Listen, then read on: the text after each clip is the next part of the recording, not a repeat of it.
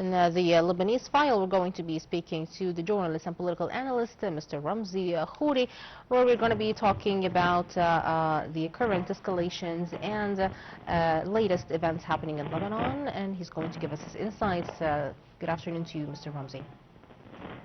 Good afternoon, ma'am. Thank you for being with us on Nile TV International, sir. I'm sure you have been keeping up with the latest updates on the Lebanese file. And as a journalist and a political analyst yourself, how do you see the situation in Lebanon right now, especially with the Prime Minister of Lebanon emphasizing that the war does not need any more reckless wars? Well, the ceasefire is a one-sided ceasefire, as usual. The Israelis are very famous for reaching the ceasefire where they continue to attack, expecting the other party, the other side, not to attack back. Right. This is what Israel has done in Gaza. This is what Israel is doing today in Lebanon. As for the situation with the Lebanese government, the Lebanese government has decided to enter negotiations with Israel, face-to-face negotiations.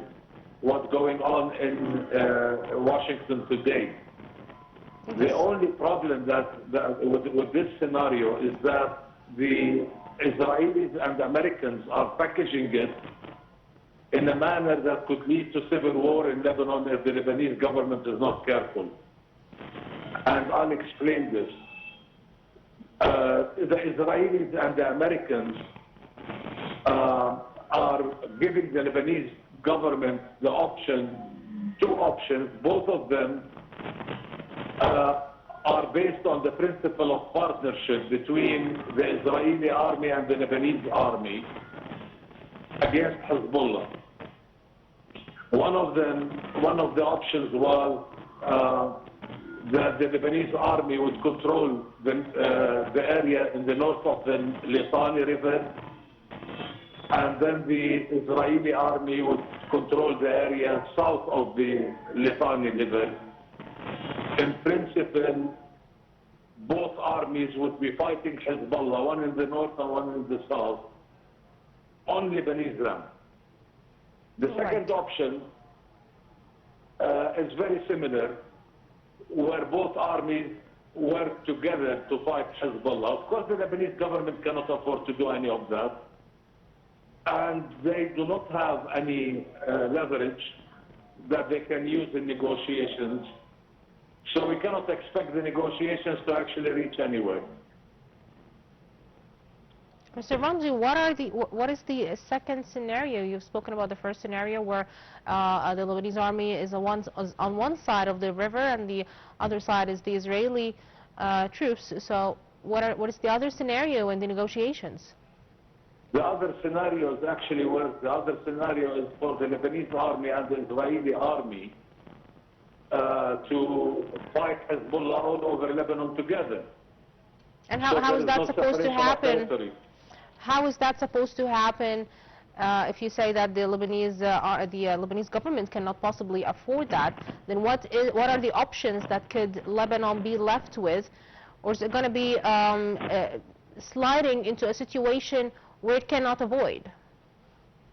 Well, what the Lebanese are demanding is for the Israeli army to withdraw outside of all Lebanese territory, and there would be a real actual ceasefire on the ground.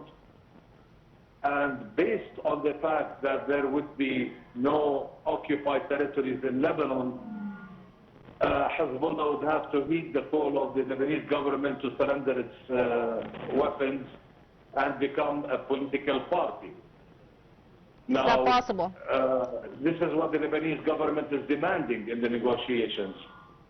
Right. But then the problem is that they have absolutely no leverage.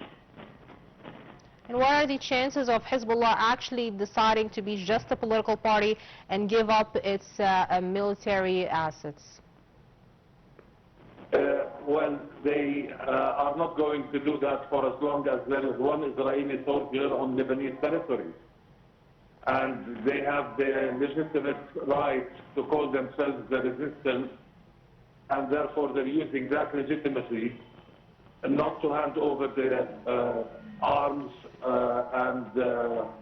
and not to meet the demands of the USA and Israel. And how is the Lebanese, what is the Lebanese stance?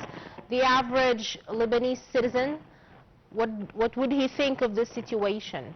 Especially that I'm sure that all the Lebanese people do not want wars, and they do not want any parts of their land occupied. Absolutely.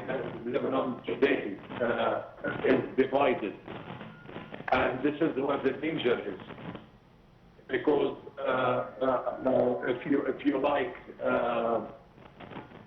half of Lebanon, let us say, per se, is saying you cannot trust Israel, you cannot trust America.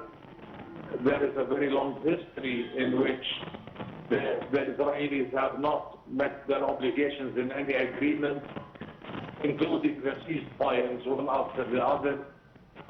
And then there is the other part that is saying the reason why Israel is in Lebanon is because of Hezbollah. So if Hezbollah doesn't exist, then the Israelis are going to let Lebanon live in peace.